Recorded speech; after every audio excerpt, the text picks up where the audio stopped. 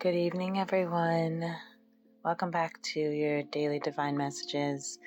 I am showing you actually the layout of the aftermath after last night's tea and tarot reading that was jumbled and hodgepodged around, but this is basically the storyboard at the end after all of the cards and stories were told. These are what's left over, and there are some that are new as well. So Spirit told me before I go to bed, before I let this reading energy dissipate, to share this with you today.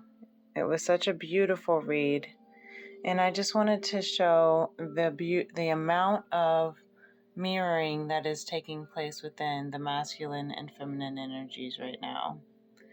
They are mirroring each other with the Ten of Cups and the Lovers. With the Wheel of Fortune in between, there is so much abundance that is written in the star for them. This happily ever after, this is a divine love connection. And there's a lot of manifestation happening. This is the veil that's opening, the full moon, the pink moon in Scorpio broke open the world.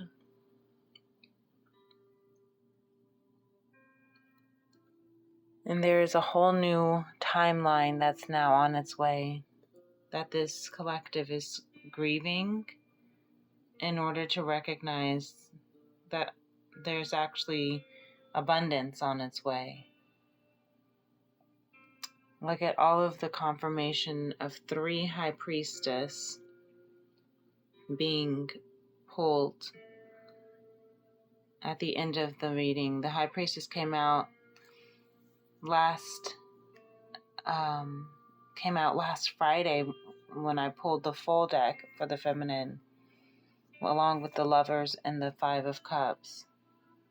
And now, when I pulled the final, after all the story of the energy of the collective and the energy of spirit, they were both mirroring the energy of the feminine and the High Priestess. There's so much reflection and healing that's causing wisdom, maturity.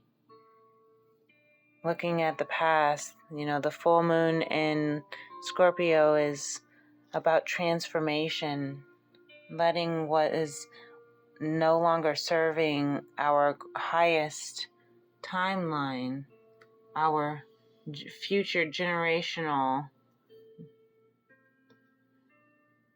desires, and what is written in the stars for us has to go, has to die, and we have to grieve. That's part of the old earth, and that has cracked open, wide open now. So there was a small message that came afterwards. Spirit wanted me to talk about. Now, last night, Spirit didn't want me to speak on the reversals, but this 8, 9, and 10 right here, the 8 of Cups, the 8 of Pentacles, the 9 of Cups, and the 10 of Cups came out, just like this. And at the time, Spirit did not want me to speak on it, but now Spirit wants me to speak on this for a specific, this could be a very, very small, specific group of divine feminines that may be going through this, and that's why Spirit wants me to speak on this. So when you see the 8 of Cups, let me go this way so I can read it the right way. When you see the 8 of Pentacles and the 9 of Cups in reverse, typically you can see that there's this hard work. You can see that she's crafting, she's building, she's, really strongly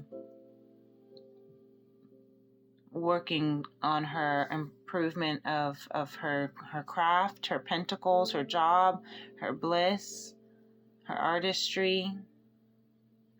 And then the Nine of Cups is typically, you see she's sitting independently, fulfilled, and you can't get to the Ten of Cups without the Nine of Cups, right?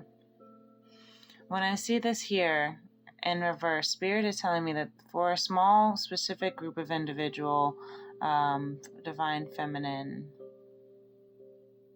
that there is some work that is, I'm hearing writer's block, actually.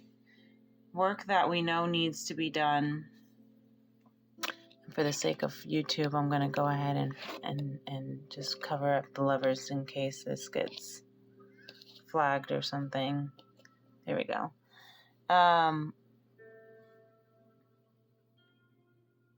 I'm hearing writer's block for the feminine when it comes to doing some sort of work. It could be work, self-work. It could be inner healing work, shadow work. It could be bliss work, the work that you need to do in order to reach your bliss.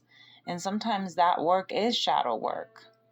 Sometimes that is having to, look at, work on the hard stuff that's not always fun, or maybe it's tedious, and maybe you've made, a million strides in different ways and areas, but maybe there's something that's still just emotionally, I'm hearing emotional work.